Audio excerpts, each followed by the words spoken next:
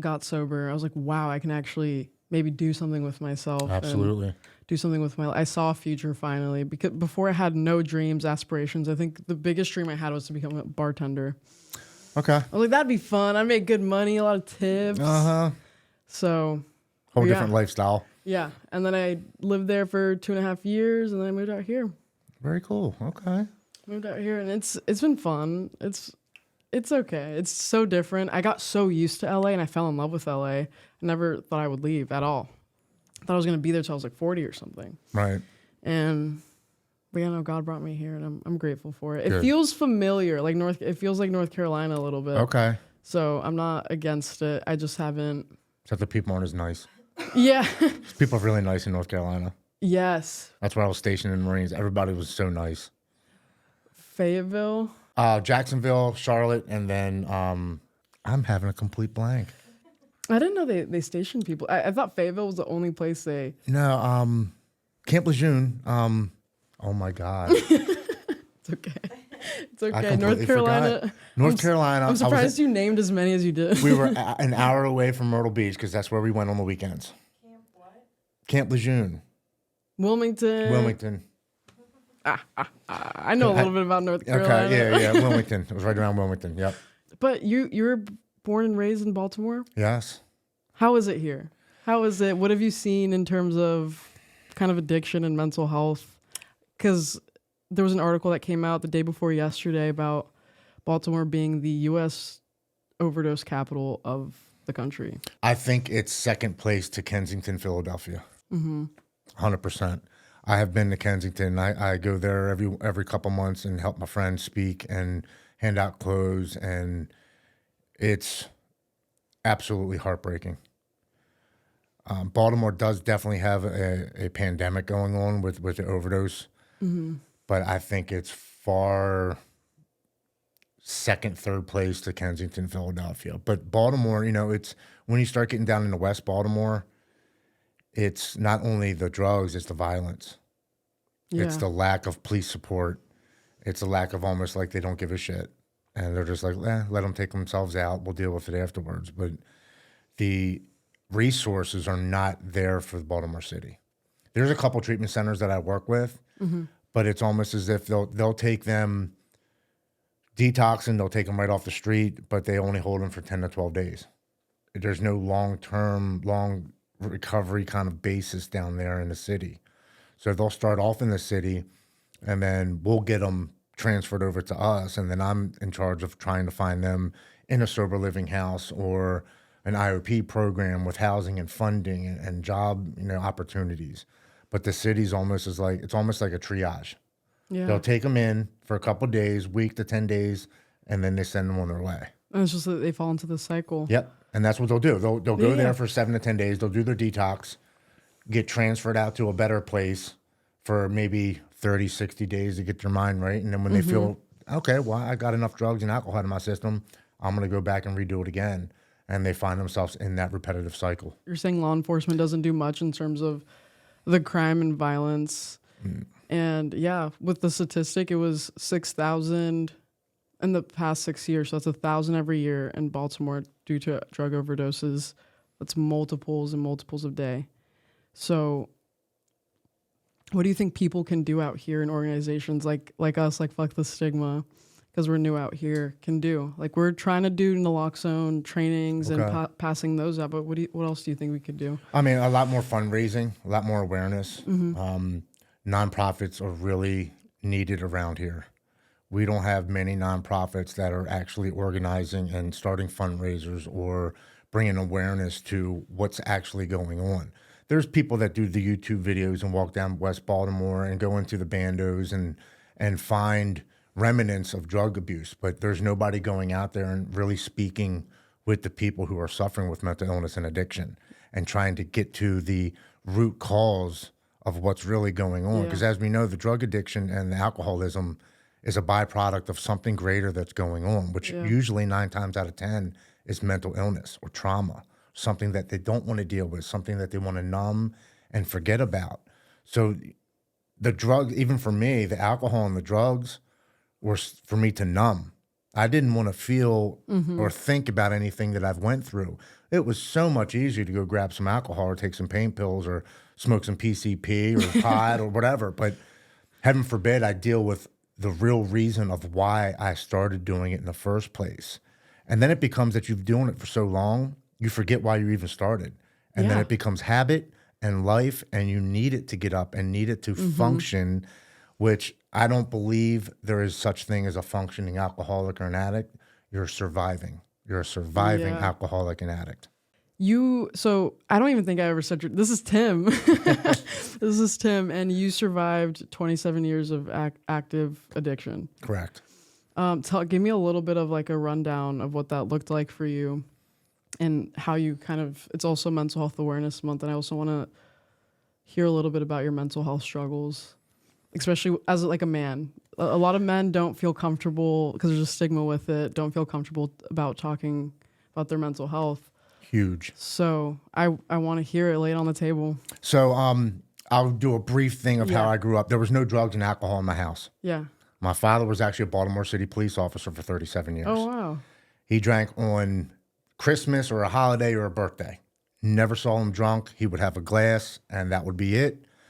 My mother, believe it or not, which is kind of cool, in the 80s, she was one of the first 10 professional female bodybuilders in the country. She ate healthy. I've seen my mother have 5 beers, and she's 73 years old. It was just not in the house. There wasn't a liquor cabinet. There wasn't beer in the refrigerator. There wasn't drugs anywhere. Now, what first started my trauma as a kid was my mother and father did get a divorce when I was 6. Yeah. I have a brother who's 10 years older than me. So as a 6-year-old little boy, I thought it was my fault that they got a divorce. Because why would my dad stick around till my brother was 16 going on 17, but he left me at 6 years old? Did I not clean up the room? Did I not do my chores? Did I not bring home good grades? Did I not listen? I put that whole burden onto me that maybe I was the reason that my father left. It's just, that's what your brain's telling you. That's what I was. It's got to be my fault. I mean, he stuck around till my brother was about to be a junior in high school, and I'm just in first grade, so he must not want to be my dad. I carried that burden up until the age of 44 till I got sober. Wow. I used that sometimes as a fuel to drink and drug because my thought process was, if my own father didn't love me, then why the hell should I love myself? If he didn't care, why should I care about myself? Because your parents are supposed to have love for you unconditionally. And if he just walked out of my life, then why should I even care about myself? My mom did a great job keeping me busy. I played multiple sports. And it's funny, now that I'm sober and I help people in addiction, I realize that I was born with the disease of addiction, which basically is the lack of dopamine, oxytocin, endorphin, and serotonin. So you believe it's something that you're born with? Absolutely. It's a chemical imbalance in your brain that we lack those 4 chemicals in our brain.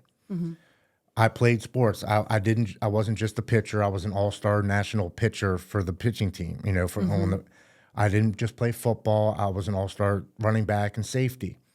I didn't just box. I became junior Olympic and came 3rd place Golden Glove champion and 3rd place in junior Olympics.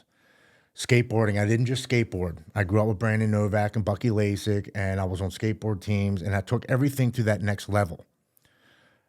I always pushed myself to that next level. And looking back on it, I always thought I just had great work ethic. Yeah. But I couldn't stop. When I did something, like that I did it 100 miles an hour. There was no medium. It was go, go, go, go, go. And when, let's say, I was pitching and I didn't strike out the last guy and we lost the game, it was all my fault. Forget the rest of the team. I let the fucking team down. I did it. If I just would have struck him out, regardless if it was 5-0. Yeah. If I would have struck him out, we would have won. If I didn't get that last touchdown, we would have won. It was all on me. So I took everything to the extreme. It was either we won because of me or we lost because of me. Forget about the team. When I found drugs and alcohol senior year, for me, I told myself it was a phase. I had just signed up for the Marine Corps. My grades sucked. I wasn't getting into college. Yeah. Half my friends were doing really hardcore drugs. So I told myself I have a year, After school, I'm going right into the Marine Corps. I made sure it was 1 week after I graduated, so I didn't have that whole summer to stay home and party. And that first time I went to a party, I was like, oh, give me some beer. Yeah, why not? Why not? You telling yourself it was just a phase, entirely relatable. Yeah. I thought, because everybody, it's like a thing people do in high school. Yeah. And like the social life, even a little after high school, it's like normal to party and try this, try that. Yep. So it's a good rationalization. I feel like a lot of people have during that time. I'm like, it's senior year. I'm going to have some goddamn fun. I'm going in the military next year, and shit's going to hit the fan. So let me get it out of my system. Yeah. But for me, once I had that first drink, it was, what else is at this party? You got a line of Coke, I'll try it. PCP, I'll smoke it. LSD, shrooms, pot, ecstasy, K2. The extreme mentality. Yes, but it all started with that first beer for me. It's not like I went and smoked PCP and they said, I don't need a beer. It was that first drink of alcohol that kind of let the barriers down and opened up to things that I morally otherwise wouldn't do. So I do NA and AA, but I had to get to the root of the problem. And the root of the problem for me was that first beer. So that's why I chose my home group and my sponsor from an AA group, because I didn't do drugs first. I cracked the first beer. And from then, my drug addiction started. Mm-hmm. And it wasn't until I got out of high school, went into the Marine Corps. We got deployed to Somalia for 6 months in '95. And when I came home, I had a hard time readjusting to society and civilization, to the point where I was contemplating, why did I even join the military? You know, my father, my brother, my uncles, two of my grandfathers, all were in the military. So I thought that was kind of like what we did as men in our family. But when I got back, I was like, is this all we do? Is we go to different countries and we fight and kill people? And like, what's the real premise of what I'm doing? And I kind of lost my reason of wanting to be in the military, coupled with the fact that I broke my ankle 3 times and I was now mentally and physically unstable to stay in the military. Okay. So I got out. That's why you left. Yeah, so that's why I got out. I got honorable discharge, but I was mentally unable to perform my duties. And because I had broken my ankle 3 times, they had now deemed me unable to physically perform my duties. And that's a huge thing on its own. 100%. Yeah. People who go in the military and their mental health. Yeah, and when I joined the military, I joined because I wanted to be 0311 infantry. Like, and again, in my brain, I told myself, if I'm doing anything, I want to be on the ground with an M16 fighting. I didn't want to work on a pickup truck or fly a plane. Like, I wanted to be in it. Again, that 100-mile-an-hour mentality. My life expectancy in war was 3 seconds. So they give you a life expectancy when you pick your MOS in the military. And mine was 3 seconds in the case of an event of war. I was expected to live 3 seconds. I honestly kind of want to dig into that. How that feels to know that, like, hey, if we're really deep in it, I could only probably live for 3 seconds. Like, what is that? How does your head comprehend that? Because there's rationalization that there's other people that had 0.5 seconds to live in the event of war, or 1 second or 2. I at least had 3. I had a little bit better of a chance. Yeah. Again, my mentality was it's either 100 miles an hour or nothing. And at that point, it's like truly life or death. It's life or death, 100%. That's just, I don't want to say that's how I'm wired, but that's how I've always been. Mm-hmm. I'm a very intense person, whether it's loving somebody, hating somebody, putting my mind to doing something or not doing it. Because when I make my mind up, whether it's good or bad, you cannot change my mind. It's done. Yeah. If I say I'm doing it, I'm doing it. If I say I'm not doing it, I'm not doing it. But it's always, there's no 50%.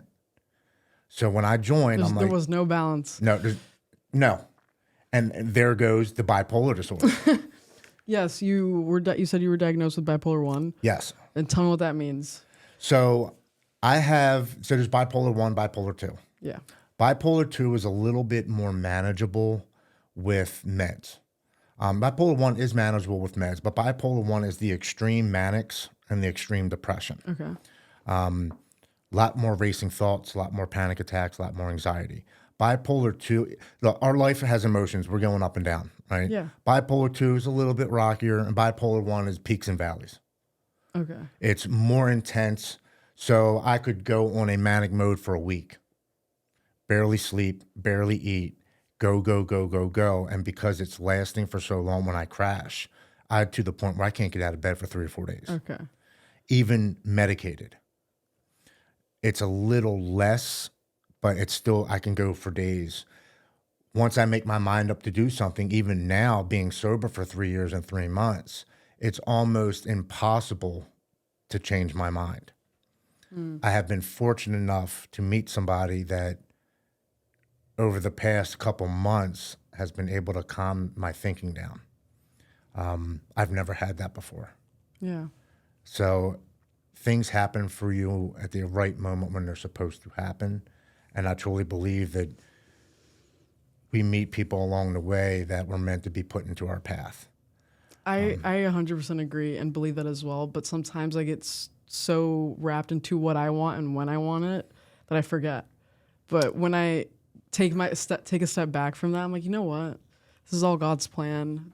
The people I meet, it's for a reason at the right time. Absolutely. And then like I'm craving a relationship right now or this right now, like all these different things. I'm like, just let me get out of my timing and what I want in this moment because it might not be right for me right now. Perspective is everything. I just had a conversation with my daughter the other day, and she was having a bad moment, and she's got bipolar. Yeah. She's 25, and she's me, but a female. So she's going through a lot of things in her life, and there just happened to be a bottle of water on the table, and it was maybe this much in it, a swig, maybe. And I said, let me ask you something. I said, does that piss you off? And she says, what do you mean? I said, that there's only like that much in there. She said, absolutely. I want the whole bottle full. I was like, but why? She says, cause. And I want to be able to take as much as possible. I said, I used to be like that too. Not only did I want that bottle full, it better be cold, and I better have a glass of ice with it too, because I want it my way, because that's the way I want it. Yeah. Once I changed my perspective of, I'm just glad that there's enough in that bottle, then I can take a drink and wet my throat and my lips. My world around me changed. You change your perspective and the world around you changes. I'm grateful to be sober. I am blessed to be able to share this opportunity with people to show them that, 27 years of drug addiction, mental health. I've survived 2 suicide attempts. It happened for a reason. What happens to you doesn't happen to you.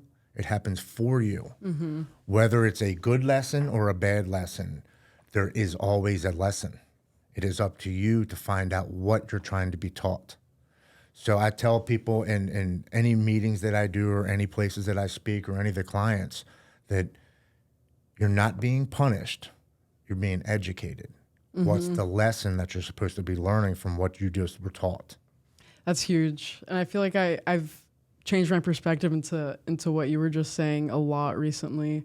Because, we want to think of like a punishing God or anything. Yeah, it was like successes and failures, but it's just like we don't have to look at it like that. Like, what's in the middle? What can we learn from this? Yeah. Regardless if it's good or bad. You know what I mean? And even I appreciate the shit moments so much more now. Because without that, I wouldn't feel so good when something great happens. You know what I mean? I grew up thinking you owe me everything and then some. It's mine. I'm going to take it anyway. Look at me. Look at everything I've done. Me. And that's just not how this thing we call life works. Yeah. It's not, but we think it is a lot of the times. Yeah. I've been fortunate enough over the last 3 years and 3 months to been able to share my story on over 118 podcasts and magazines and just finished up shooting for a TV show. But this past year of my life has been the most difficult year ever. And that's during my sobriety.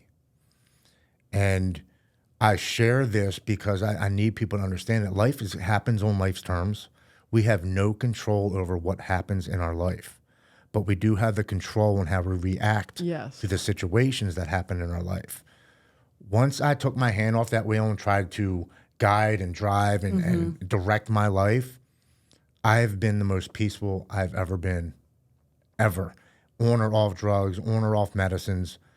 It's a peace that's inside. It's not in my mind. It's in my heart and my soul. And it's something that money can't buy. Because I was telling you previously, I was a commercial carpenter making $100,000 a year.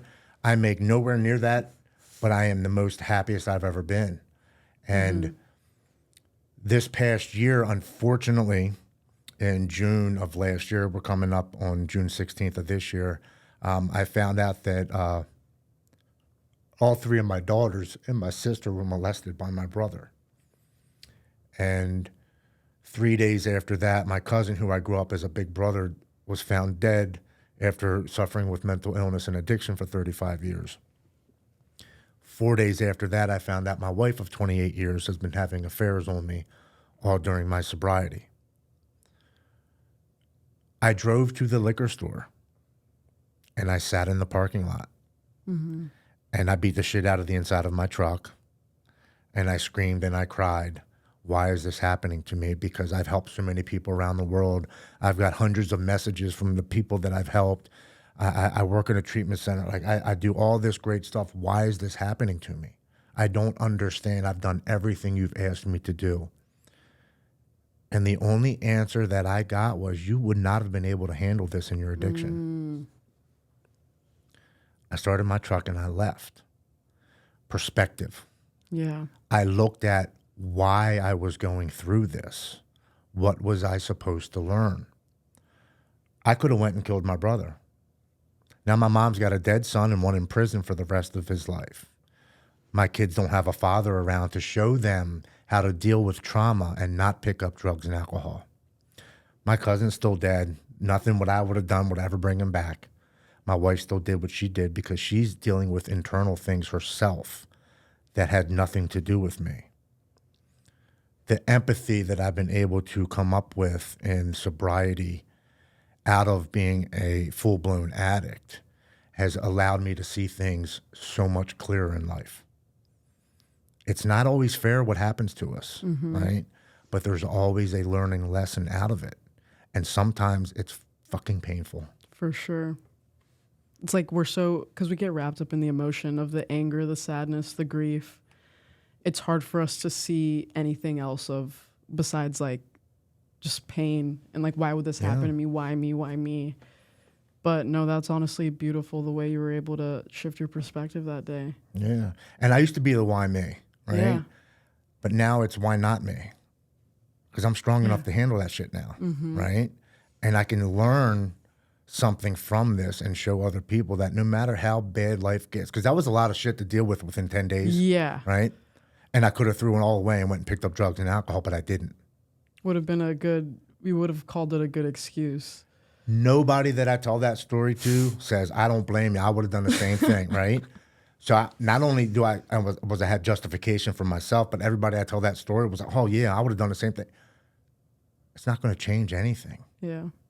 Now I'm throwing away 2.5 years of sobriety. And just shoving down the feelings you're not processing. It's going to come up eventually. What's the point of that? For some minimal hour or 2 hours of numbness and detachment from reality? Yeah.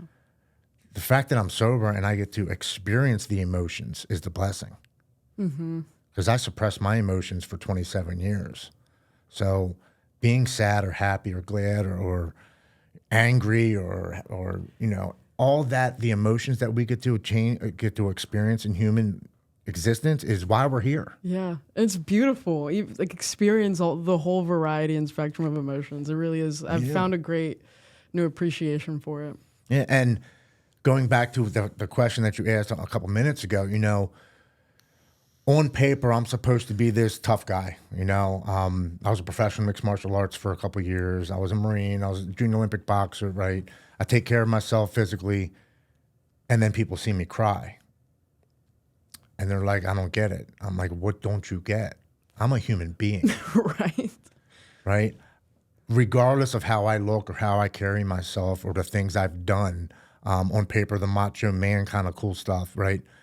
I'm a human being. I have a heart and I have a soul. Things hurt, and it's okay to cry. Crying makes you a human. You know, we have to go through these different emotions in life. That's how we change. That's how we grow, and that's how we become wise. You know, not everything is black and white.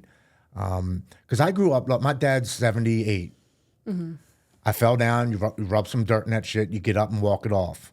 Don't let them see you cry, son. You're a man. That is the biggest bullshit I've ever heard in my life. Let them see you cry.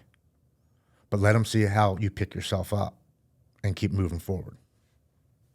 I feel like the manly thing and the mature thing and the human thing to do is to allow yourself to cry, because that's something we would have never allowed ourselves to do. It's the strong thing to do. Right. Yeah. And how long before you hold all that in do you explode? Oh, yeah. And usually it's not going to be in a good way. No, not at all. It'll be in hurting other people in that process. Thank you for that. I really appreciate that. We did take a little spin. I want to hear about what happened after you got home from the military. So the first month when I got home, it was actually awesome. I didn't have to get up at 3 o'clock in the morning and shave every day and wear a uniform and have to go running 3, 4, 5 miles a day, depending on the day. The second month hit me and I lost my identity.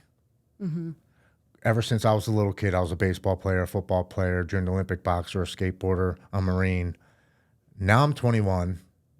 I'm not in the military. I'm unemployed, living at my mom's house. I've got no car, no job. I'm a loser. That's what I told myself.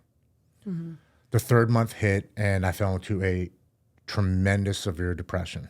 I stopped shaving. I stopped showering. I didn't leave the house.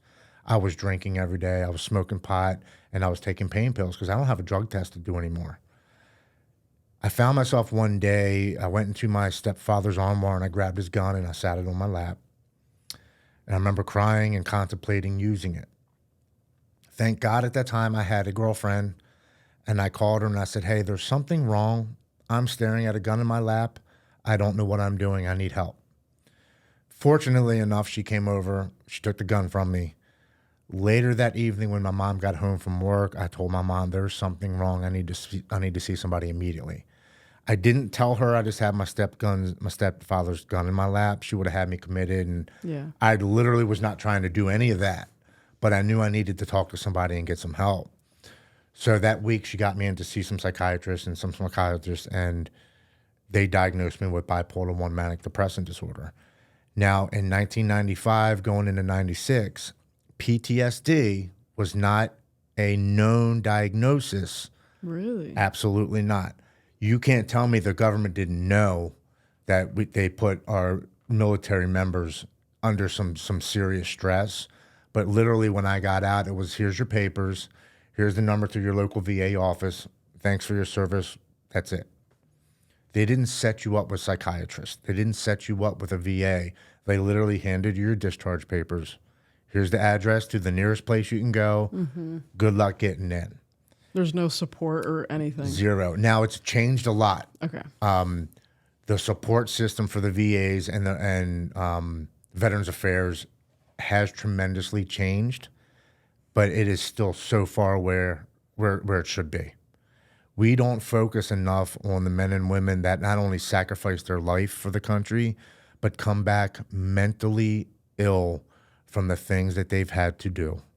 It is not right to kill another human being, whether it's for your country or self-defense. It's just something that's instinctively ingrained in us that's not right. So when it does happen, you carry that forever. Yeah. Their first things to do is to put you on medicines. Not talk about it, not deal with it. Take some medicine. Yeah. I'll see you in 90 days. We'll talk about it then for an hour. And then I'll see you in another 90 days where I'll give you another hour of my time. Then maybe they're married and they have private insurance to where you can go out and see a psychologist outside of the VA. Even that, what's that, once every 2 weeks? So you're lucky that you're seeing maybe 4 people in a month for an hour. So 4 hours a month, you're dealing with your mental illness on top of being medicated. It needs to change. And I've I believe they give just like a standard med. Like they don't really ask you certain questions to see what medication would be right for you. Just give you a random dose, random med. This usually works for everybody. Yeah. Yeah. Well, and now they have come out with something really cool this past year is they actually do a DNA marker test, which allows them to see which medicines might work better for your genetics. Instead of just saying, here's some Prozac or here's some Lexapro or here's some Zoloft.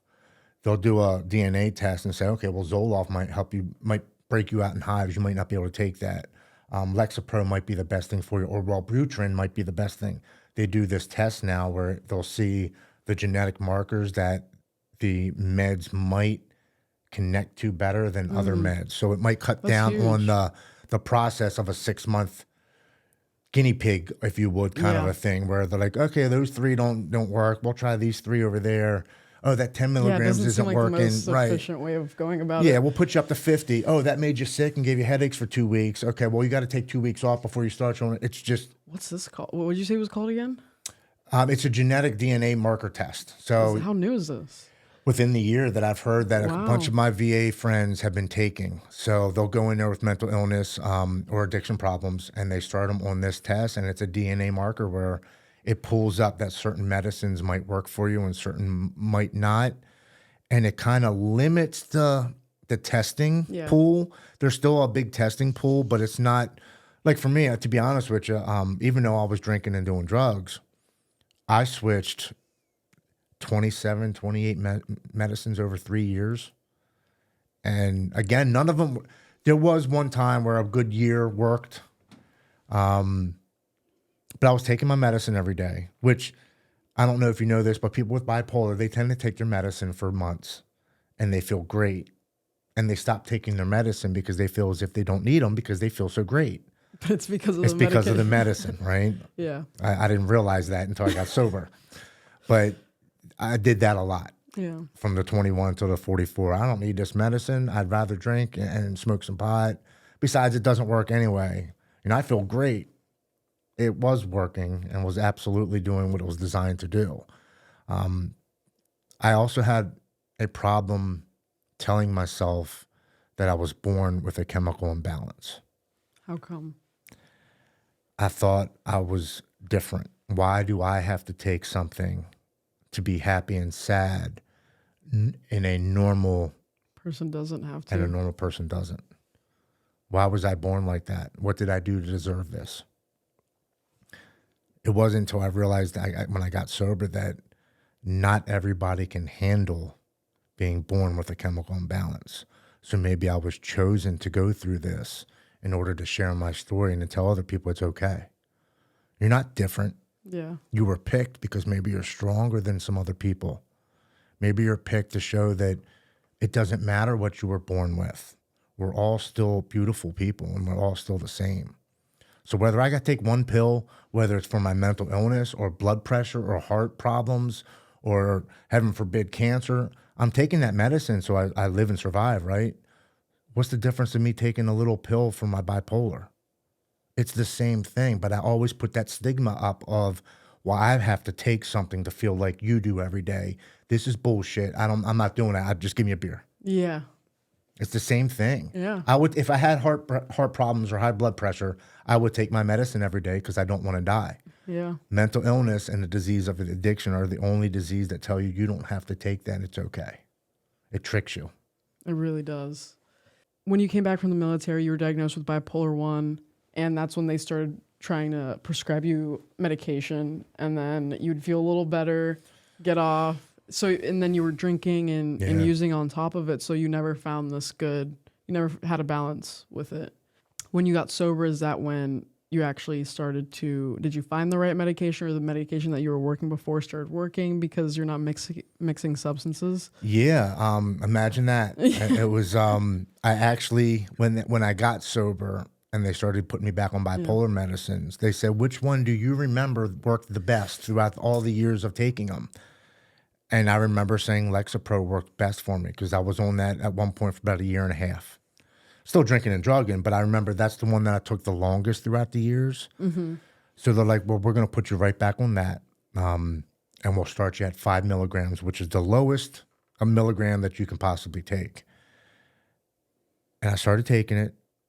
And then they started asking me about my racing thoughts, my panic attacks, my anxiety attacks. They diminished a lot after drinking and smoking and doing drugs, but I still were having them every once in a while. So then they introduced me to Seroquel, which would help me to sleep at night and slow down the racing thoughts. So after the first 60, 90 days, after they really started getting into my body chemistry and started working, I would sleep through the night. I would get a good 6, 7 hours sleep. I'd wake up normal. I wouldn't have these spikes. Drowsy? Yeah. Did you feel drowsy when you woke The up? first month or two getting used to it. Now, they only had me on 50 milligrams of Seroquel. Yeah. But the first the first month or so, I would wake up kind of like I overslept or I hit the alarm. And, you wake up and you hit the alarm for another 15, 20 minutes, but then when you wake up again, you're like overly tired. Yeah, you feel like shit. That's how I would feel for the first month or two. And then I got used to it. But then so did my body. Yeah. And now sleeping 6 hours a night, that wasn't happening. It was 2 to 3. I'd wake up. Now I would roll over and go right back to sleep, but I wasn't sleeping a solid 6, 7, 8 hours. So then they upped it to 100 milligrams. And then 150. Yeah. And then 200. And I was still waking up 5, 6 times a night. 7 months ago, I realized that, it's hard for me to put this out there because, I have been sober for 3 years and 3 months, but the medicine stopped working for me in my sobriety. I still take the Lexapro. I still take the 5 milligrams of Lexapro, but I stopped taking the Seroquel. It stopped working. Back to racing thoughts and not sleeping? No. So what's really helped me a lot is breathing exercises. Breath works? Yes. Breath work is huge. Yeah. I love the Wim Hof breathing exercise. If you've never done it, I highly suggest you try it. It's a technique that was introduced by this gentleman who was the only known human to climb Mount Everest in a pair of shorts and sandals. What an interesting accomplishment. Yeah, but he did it by using his breath work that he developed. They've done studies on him over the years. He can sit in like minus 30-degree water and his body temperature actually rises. The power of the breath. Yeah. I've heard breath is life. Breath is life. Mindset is everything. Yeah. You control your thoughts. You control your breathing. You control your heart rate. Yeah. You control the blood flow. So a lot of people don't realize, we're animals. Right? Yeah. We have instincts. We're not so in tune with the instincts sometimes. We're not. Because we go to offices and just go to the grocery store for food. There's no hunting or true survival instinct. That's one thing that I always ignored was that instinct of something's not right. Okay, so let me back up. I wouldn't ignore it when it was something that was productive for me. Like, okay, this guy looks like trouble. He might want to come over here and start a fight or whatever. So I'm going to be prepared. But I would ignore it when I thought something was wrong. Somebody was lying to me. Somebody was trying to deceive me or get over on me. I'm like, nah, they're not doing that. I don't believe that. Your gut 9 times out of 10 is correct. It's telling you something for a reason. It's an instinct that is telling you something's not right, something's wrong. You need to pay attention to the situation. And I ignored a lot of that throughout my drugs and alcohol. Me too. And even in sobriety for myself as well. I was so out of tune with what my body was feeling, what my gut was telling me. And I'm just now learning that with decisions, I also hate making decisions. I'm one of the most indecisive people you might ever meet. Something I loved about early sobriety is that they told me, let other people help make decisions for you almost follow somebody else's guidance and direction. I'm like, great. I don't have to make any decisions. Yeah. I'm kind of excited about that. But obviously I'm getting some time and I'm becoming more of an adult, moving out, all this stuff. And I'm like, wow, I'm actually having to make decisions and making friends, meeting people. I'm having to trust my gut about what is my body telling me about this person? Is this somebody I should have in my life? And all these different things. So I'm much more getting in tune with what my gut's telling me, but it's hard. It is hard. Because not using it for so long. It's hard. And what I do now is I trust everybody until they give me a reason not to trust them. That's a good one. And I can always trust them that they're eventually going to show me their true being. Yeah. And if I do that, then I'll never be let down because I'm not expecting anything from them. You know, it was hard for me to take direction from my sponsor. It was hard for me to listen to the suggestions that they gave me to stay sober in the beginning. But I also knew I wanted this because if I go back out and drink or drug, I'm dead. Yeah. I know that 100%. There's no, I might get another shot. Yeah.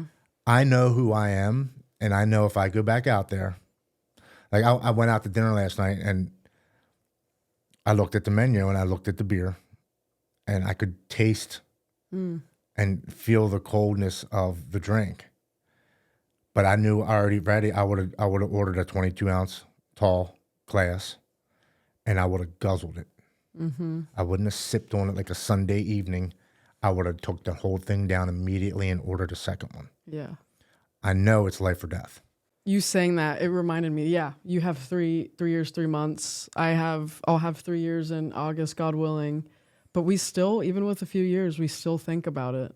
Like, it crosses our mind. It's not something that, oh, we're done. We know it's bad for us. We're not going to do it again. Our mind still, like, it crosses our mind of like, oh, weed. Oh, look at this alcohol menu. You know what I mean? Mm-hmm. This is a everyday battle. You know, there's no escaping it. There's It's no in escaping our it. brain and it's not going away. It's there forever, Yeah. but that's okay, Yeah. right? I acknowledge that now. And I don't look at it like, man, I can never have a drink again. Like I did that the first couple months of sobriety. Yeah. I can never smoke a joint again and go to a concert and lay on the beach. And I Right. loved that stuff. I absolutely loved it. And to be quite honest with you, not smoking pot has been harder than doing any other drugs and drinking. Because to me, I used it as medicine. It helped me with my anxiety and my panic attacks. It helped me when I would overdrink and couldn't eat, and I would smoke some pot, and I'd get my appetite back, and my nausea would go away. To me, it's still marijuana, and it does have medicinal purposes. Yeah. But I know if I start smoking again, because You're going to get parched. You're going to I'm get going parched. to get thirsty. My mouth's going to dry out. I'm going to want something cold. But it's not only that. I just, when I smoked, I didn't just smoke a joint. I smoked all day. Same. Me too. And when I look at it that way, I'm like, yeah, no. I can't smoke weed. and the joint wasn't enough. The bongs weren't enough. I needed dabs. I needed diamonds. I needed shatter. Like, I'm always over here. I owned a cannabis store for 2.5 years in D.C. It wasn't just normal. You know, I taught people how to grow plants. I had 140 in my house. You're like, I'm going to make this. Like, extreme, always Yes. extreme. So I know once I start smoking again, I'm like, I don't want flour. I want some shatter. I want to go do some dabs. I want to take it to that next level like I always do. And that's the disease of addiction. Yeah. This is how our brain works. This is where our brain goes. But once you acknowledge that and understand that, and you're okay with it, Yes. it's not as bad as the first couple weeks of saying, oh, I can never do this again. Yeah. I'm okay with who I am. Those are the first things we tell ourselves when we are like in that process of making that decision towards recovery. Man, never again. I won't be able to do this. That's what I was telling myself. Yep. I was like, I haven't celebrated my 21st birthday yet. Haven't gone to a dispensary. I'm in California. I have to. All that stuff. All those things go through our head, but it really is a process of deciding to do this thing one day at a time. Yeah, I mean, you can always still go do that stuff, but is for what? Just because you can?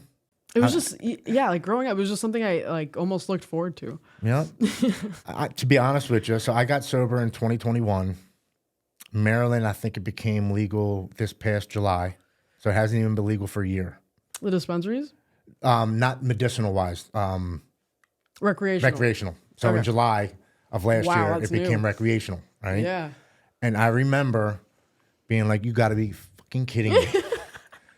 Like, I waited since I was a teenager for this shit to happen, and now it's recreational, and I can't even walk into the dispensary and buy myself something. Like, how ironic it is, but it's cool. It is cool. It's okay. It's all good. I'm good with it. That doesn't define me who I am anymore, and I'm good with that. And that's the perspective. That's right. If I beat myself up over it, and the woulda, coulda bullshit, the shame and the guilt will come back, and I will consume myself with alcohol and drugs again. And everything that I've done over the past 3 years is meaningless. Yeah. I have purpose now, and that's the biggest thing to me. It's so beautiful because I feel like I have purpose now today when I never had that. Yeah. Well, that isn't that why we're here? Yeah. I mean, I can go back and build things and do carpentry work, and don't get me wrong, I love it because it's something I created with my hands, Yeah. and it's in a sense of accomplishment. I get to see something from nothing and turning into something beautiful. I mean, it is a great sense of accomplishment. But was I born to come on this planet to build a kitchen and a bathroom or a house, or was I born to share my story of overcoming adversity and mental health and addiction, and to show people that no matter what happens, if you get knocked down 7 times, you get up 8 and you keep moving, you keep pushing forward, and never to give up. You know, we only fail when we give up. Thomas Edison That's came right. up with the light bulb on the 10,000th try. If he would Really? have stopped on 900 or 9,999, that last try, there wouldn't have been a light bulb. That's why there's only 1% of the world who are rich, because 99% of us stop. Yeah. That one next try when you're so close could be the breakthrough, but we always give up. Mm-hmm. And me, I have this fear of failure. So that always gets me. And sometimes I give up too soon. I always have had a fear of success. Really? I would get to the point. So I'm the asshole that's good at everything that I've ever done. I barely have to try. I go and I do something, and I'm better than half the people that do it, and have been doing it for years. So I get bored and I walk away. If I actually would have put some effort into it and did the hard work on top of me being blessed enough to be able to do things very well, very quickly, who knows where I could have taken it, but I can't live like that anymore. That's why what I'm doing now, speaking and doing podcasts and doing interviews, I'm going 100 miles an hour just like I did in my addiction. I'm going to do as many of these as I can, because I only have to reach one more person. One more person that hears a message to not give up and to be able to overcome addiction and mental illness is one less person we lose to those diseases. Just one. And that one person could maybe down the line share their message and reach one more. It's this chain. Yep, it's the ripple effect. Yeah, it's beautiful. And then one last question for you. What's kind of your take on stigma and fuck the stigma? Like, has stigma affected you in any way, shape, or form? Stigma has affected me, and it's funny that you say that because I also run the orientation groups at our treatment center.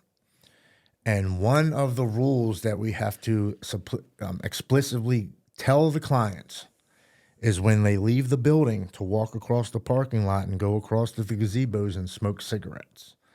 And they ask why. It's a brick building. Are we going to burn the building down? And I said, no, it's because we rent this spot out of this building. And the other businesses that are here, when they see people with mental illness and addiction walk out of the building and you're standing around their cars, what do you think they're thinking? They think you're going to steal something or break into it. I said, and that's the unfortunate stigma with people with mental illness and addiction. We're lowlifes, we're thieves, we lie, we cheat, we steal. We're somebody's mother, somebody's father, somebody's sister, somebody's brother, somebody's aunt, somebody's uncle. We're human beings that have a disease that if we were all cancer patients walking out of the building, everybody would have empathy for us. But because we have mental illness and addiction, we chose this. Yeah. Right? We didn't choose to have bipolar or schizophrenia or multiple personality disorder. We didn't choose, we may have chose to pick up a beer or we may have chose to smoke a joint, but we didn't choose to have the disease that was lying dormant in our bodies. And when we introduced that substance, took off like lightning. We're not bad people. We're suffering with a disease just as much as somebody with a heart disease or cancer or liver disease. We should be all treated equal. At the end of the day, whatever you believe in that's out there, we're all its children. We're all here for the same reason. That's to help one another. Help that next person get over a hump or something that they may be going through, and maybe that person does the same. Stereotyping somebody is basically stereotyping yourself of what you are not willing to believe in or not have empathy towards, and heaven forbid you grow up and have children and that person has mental illness or the disease of addiction, because you're going to be humbled real quick. It's truly a lack of understanding. Lack of understanding, lack of education, lack of empathy, judgment is huge. I don't do that anymore. Look, just because I drank alcohol and did a lot of other drugs and I never put a needle in my arm doesn't mean I'm better than the person who did heroin. Mm-hmm. We both have addiction. That just happened to be your substance that you used. Yeah. Mine just happened to be alcohol and pot and pain pills. We still have the disease of addiction. Not one is better than the other. You know, I don't get to drive a BMW while you're driving a beer because you did heroin and I only drank alcohol. And it doesn't matter. Yeah.